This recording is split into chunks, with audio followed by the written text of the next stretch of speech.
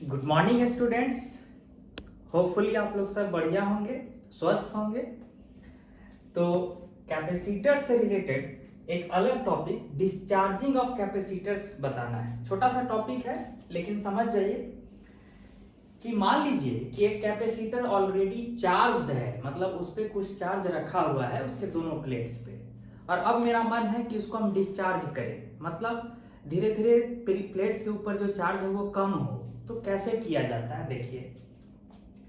Let us से कि ये कैपेसिटर का प्लेट है, इस पे कुछ कैपिटल क्यू चार्ज है प्लस में, ऑफ कोर्स इस पे क्या होगा माइनस कैपिटल क्यू चार्ज, और यहां एक स्विच है, यहां रेजिस्टेंस है,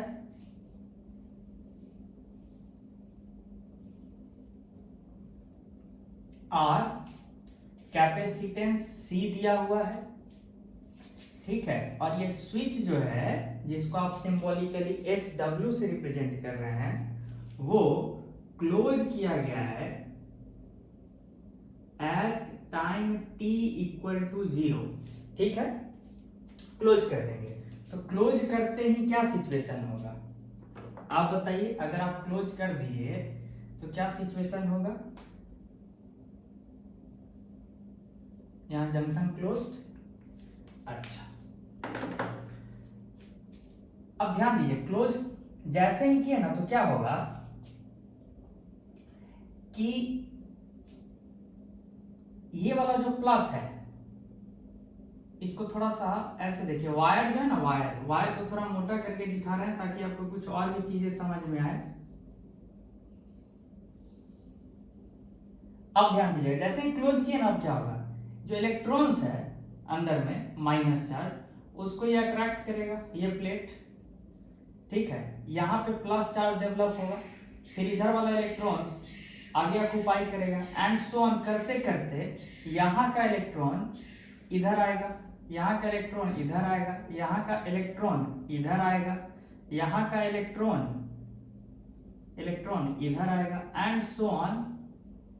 इस तरह से जो इलेक्ट्रॉन्स है वो इस तरह से, जो इलेक्ट्रॉन्स है वो इस तरह से आते जाएगा। तो होगा क्या कि निगेटिव चार्ज इस तरह से फ्लो करता हुआ पॉजिटिव प्लेट पे आएगा, और एज अ रिजल्ट ये जो पॉजिटिव चार्जेस है ये न्यूट्रलाइज होता जाएगा और यहाँ का माइनस साइन भी कम होता जाएगा, क्योंकि माइनस चार्ज तो यहाँ से फ्लो करके यहाँ जा रहा है। तो इन शॉर्ट ये माइनस क्यू का वैल्यू भी घटेगा, मैग्नीट्यूड घटेगा, और क्यू का भी मैग्नीट्यूड घटेगा, और अल्टीमेटली धीरे धीरे ये इस प्लेट्स का चार्ज जो है कम होता चला जाएगा। तो मतलब हो क्या रहा है, हो रहा है डिस्चार्जिंग ऑफ कैपेसिटर्स, मतलब कैपेसिटर के प्लेट्स का जो चार्ज है वो घट रहा है। अच्छा, बीच में रेजिस्टेंस भी है, मतलब चार्ज जो है आसानी से मतलब फ्लो नहीं कर पा रहा है वायर में इस रेजिस्टेंस की वजह से। तो होगा क्या कि चार्ज यानी इलेक्ट्रॉन्स जब मूव करके इस बाधा से आगे बढ़ेगा तो बहुत कोलिजन होगा इलेक्ट्रॉन का यहाँ पे, ठीक है, विद द आयंस। तो क्या होगा एज ए रिजल्ट, कोलिजन की वजह से हीट लिबरेट होगा। तो शॉर्ट में कहिए कि यहाँ कुछ हीट रिलीज होगा, ठीक है। अच्छा, एक और इंपॉर्टेंट चीज कि निगेटिव चार्ज यानी इलेक्ट्रॉन्स तो ऐसे मूव कर रहा है, लेकिन कन्वेंशन क्या है कि करंट का डायरेक्शन इलेक्ट्रॉन के फ्लो के डायरेक्शन के उल्टे डायरेक्शन में लेना है। मतलब अगर कोई एग्जामिनर पूछे कि करंट का डायरेक्शन क्या लें, तो ये मत लीजिए, करंट का डायरेक्शन लेना होगा आपको ये मानना होगा कि प्लस चार्ज इस प्लेट से उठ के निकल के और अल्टीमेटली माइनस चार्ज को न्यूट्रलाइज कर रहा है। ऑल दो कहानी जस्ट रिवर्स है, ठीक है। तो ये कहानी थ्योरेटिकली क्लियर है, समझ में आ रहा है, but I want to analyse this circuit numerically, कि न्यूमेरिकली चीजों को कैसे देखें, ठीक है। तो उसी बात पे जा रहे हैं।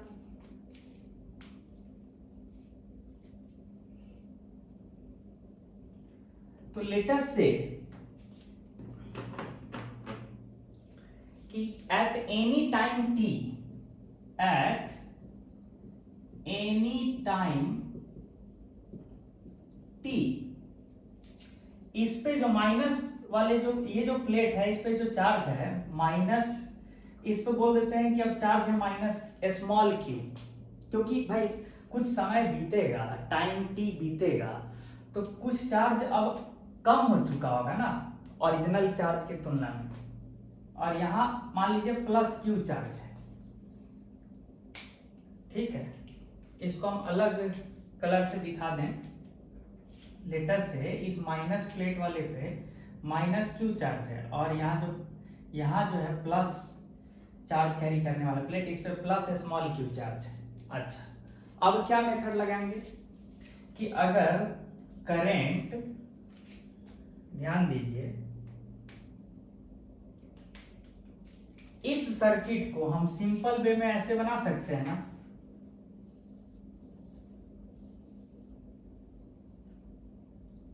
बना सकते हैं कि नहीं, और करंट जो सर्किट में है जब तक कि कैपेसिटर फुल्ली डिस्चार्ज ना हो जाए, करंट जो है कन्वेंशनल करंट, उसका डायरेक्शन ये होगा, रेजिस्टेंस R है, यहाँ प्लस क्यू चार्ज है, यहाँ माइनस क्यू चार्ज है, कैपेसिटेंस C है। ये कहानी क्लियर है। अब ध्यान दीजिए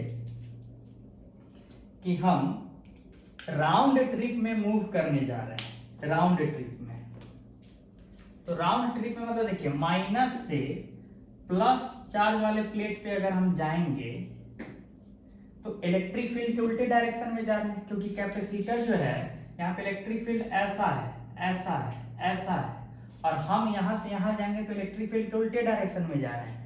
मतलब यहां से 1 से 2 पॉइंट पे जाने पे पोटेंशियल बढ़ेगा, कितने से बढ़ेगा, तो जिस चार्ज पे जाते हैं डिवाइडेड बाय कैपेसिटेंस, याद कीजिए पोटेंशियल कितने से बढ़ेगा, तो जिस चार्ज पे जाते हैं डिवाइडेड बाय कैपेसिटेंस। यहां पहुंच गए, यहां तक कोई दिक्कत नहीं, कोई बाधा नहीं है, लेकिन यहाँ रेजिस्टेंस है, रेजिस्टेंस के अलोंग करंट के डायरेक्शन में अगर आप बढ़िएगा तो हम सिखाए हैं पोटेंशियल ड्रॉप करता है, कितने से, IR से, कितने से पोटेंशियल ड्रॉप करता है,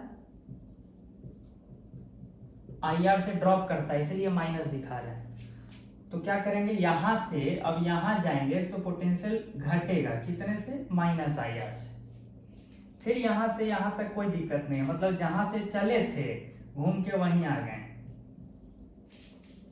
तो net drop in potential in a round trip क्या होना चाहिए, 0, कंजर्वेटिव इलेक्ट्रिक फील्ड। अच्छा, तो करंट I बराबर क्या सिचुएशन है, charge on capacitor at any time t divided by RC। यह हुआ किसी भी समय पे करंट इन द सर्किट। अच्छा, तो जिस समय अल्टीमेटली ये चार्ज 0 हो जाएगा डिस्चार्ज होते होते, तो उस समय करंट भी 0 हो जाएगा, मतलब सर्किट में कोई चार्ज फ्लो नहीं करेगा, ऑब्वियस है। अच्छा, अब बताइए कि करंट ये है, करंट ये, करंट के लिए करंट होता है rate of flow of charge, यानी I को लिखना चाहिए क्या, dq by dt।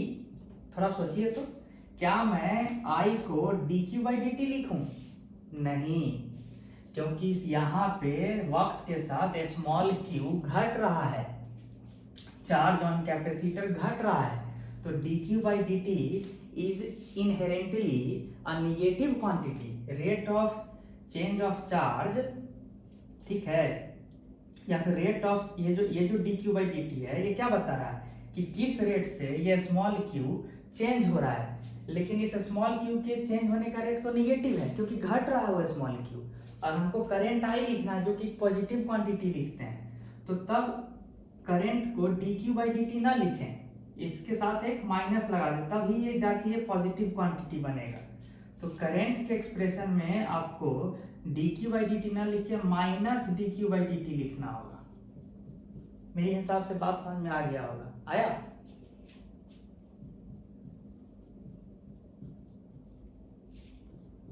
This implies that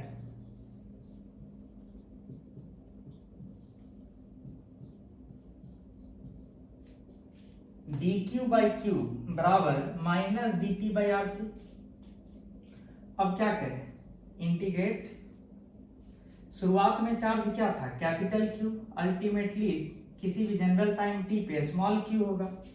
time शुरू में क्या था, 0, किसी भी जनरल समय पे टी। तो शॉर्ट में अगर देखा जाए तो एक्सप्रेशन क्या आया जो सॉल्व करना है,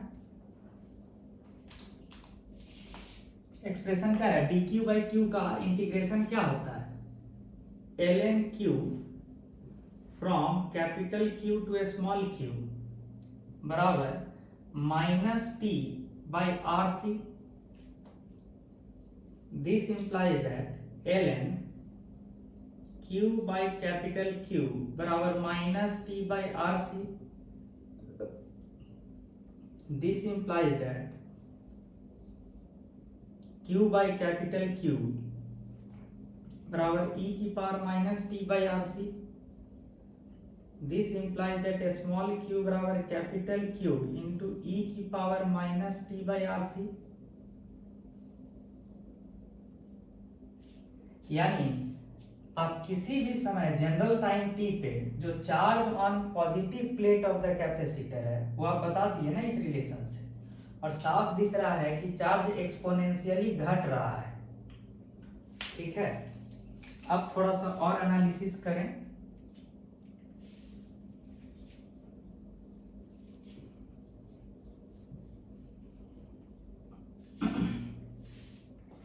इसका अगर ग्राफ बनाएंगे तो कैसा बनेगा ग्राफ, चार्ज ऑन कैपेसिटर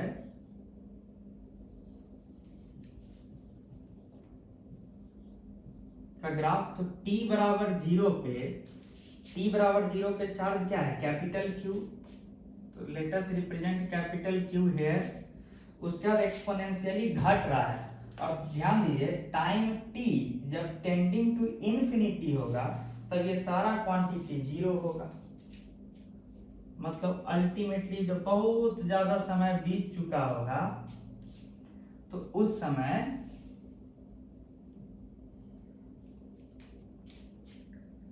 बहुत ज्यादा समय जब बीत चुका होगा उस समय चार्ज ऑन कैपेसिटर 0 होने लगेगा, टेंडिंग टू 0।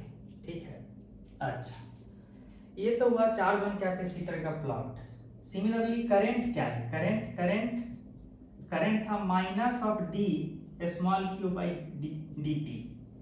यानी क्या हो जाएगा करके देखिए, यानी capital Q by R C, capital Q by R C ई की power minus T by R सी।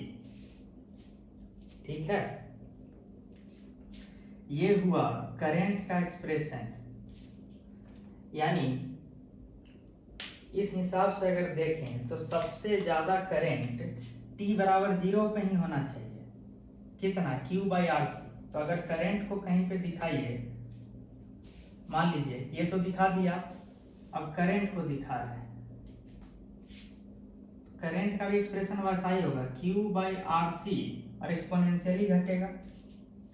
अगर आप ध्यान दीजिए q by R C quantity में, तो आप ऐसे भी लिख सकते हैं q by C into 1 by R. But what is capital Q by C, capital Q was the initial charge on capacitor, capital Q was the initial charge on capacitor। तो capital Q by capital C क्या देता है, potential difference between the plates. तो short में अगर देखा जाए जो इनिशियल करंट है, इनिशियल वो एक्चुअल में है initial potential difference across, initial potential difference across the plates divided by क्या है, ये R। ऐसे भी देख सकते हैं। तो ये चीज हुआ। अच्छा, अगला चीज क्या पूछा जा सकता है, ये ध्यान दीजिए।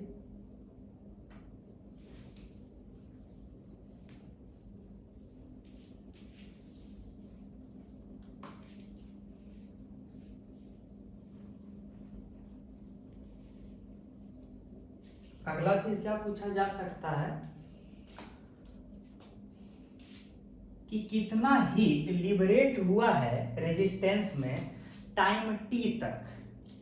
ठीक है, तो हीट लिबरेटेड क्या होता है?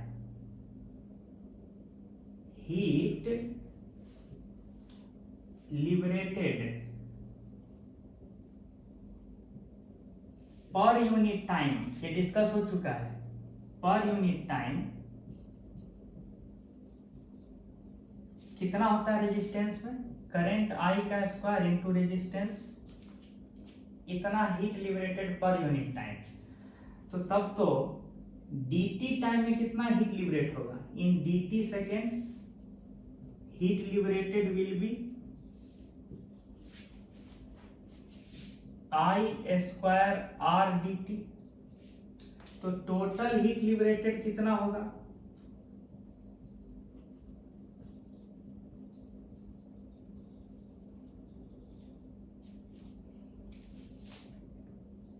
जीरो से t I square R dt।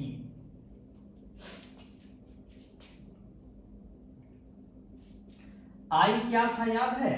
I का expression Q by R C ई की power minus T by R C, याद आ रहा है? ये I था किसी भी टाइम t पे, उसका square into R d t from zero से t। ये हीट लिबरेटेड है अप टू टाइम t। ये कितना आया ध्यान दीजिए, capital Q square by R C square e की power minus T by R C, ई की power minus two t by R C, क्योंकि ये पावर टू अंदर जाएगा। इसको इंटीग्रेट कीजिएगा आप फ्रॉम जीरो से टी तक, तो किया जाए, मतलब इंटीग्रेट किसको करना है ये अलग से लिख दें। जीरो से टी तक capital Q square by R C square e की power minus two t by R C d t को इंटीग्रेट करना है। ठीक है,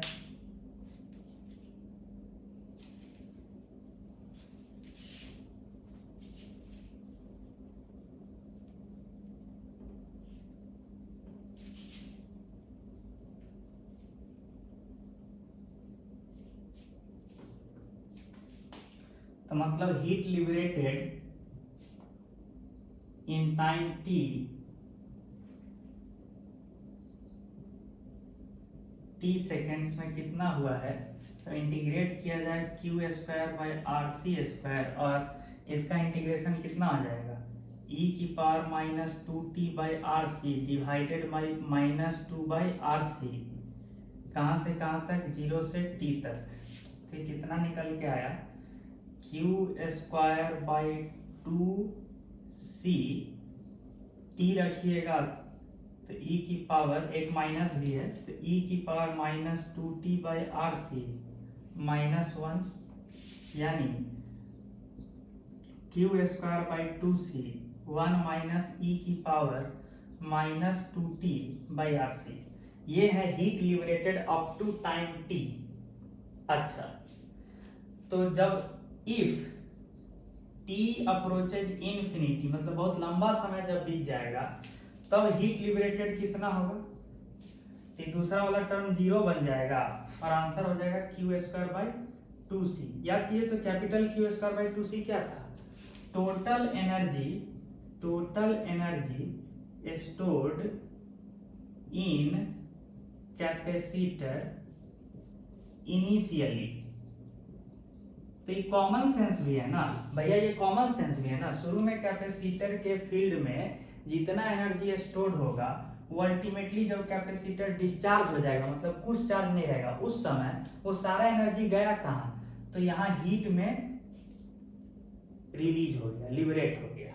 तो वही आ रहा है, जो शुरू में सारा एनर्जी यहाँ था वो अल्टीमेटली हीट में चला गया। अच्छा, जो आप हीट लिबरेटेड इन टी सेकेंड्स के लिए इतना मेहनत किए, वो हम जानबूझ के करवाएं ताकि बेसिक से भी आपको पता रहे। लेकिन आप एक दूसरा टेक्निक से भी, कॉमन सेंस से भी ये वाला वैल्यू निकाल सकते थे। देखिए कैसे।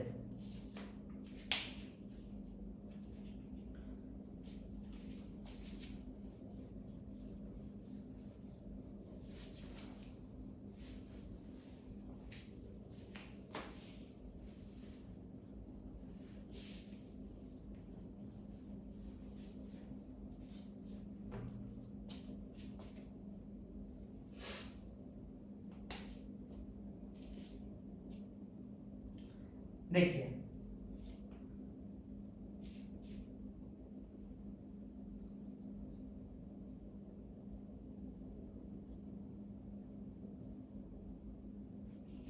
ये charge on capacitor eight time T था डिस्चार्जिंग के दौरान। अच्छा, तो जब इतना चार्ज है किसी टाइम टी पे तो एनर्जी स्टोर्ड इन कैपेसिटर कितना है ये बताइए। तो भैया जितना चार्ज है कैपेसिटर पे उसका स्क्वायर बाई 2c, याद है ना। तो इसका स्क्वायर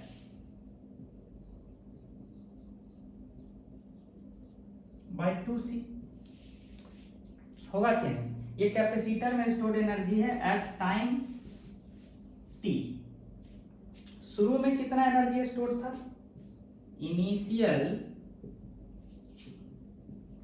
स्टोर्ड इन कैपेसिटर कितना था, capital Q square by 2c। तो जो डिफरेंस होगा वही ना हीट में गया है। शुरुआती एनर्जी कैपेसिटर में इतना था और अभी इतना है, तो बचा हुआ कहाँ गया, हीट में। तो this implies that heat liberated oblique released